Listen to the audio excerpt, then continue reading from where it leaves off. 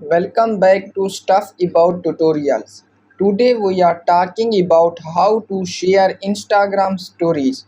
Why would you want to know how to share Instagram stories? Well, maybe it is your first time using Instagram and not sure how to share Instagram stories. So today I am going to show you how to share Instagram stories. Check video description and I will try to leave the written instructions. Sharing Instagram stories is quite simple and easy to do, and the process is same for Android and iOS devices. Let me show how you will share Instagram stories. First of all, open Instagram app in your device, and now here is my Instagram home screen. And there are many Instagram stories here in my profile, and I want to share this story with my friend.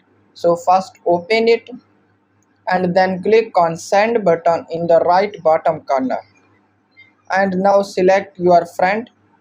You can select multiple friends here, and then if you want, write a message, otherwise send it.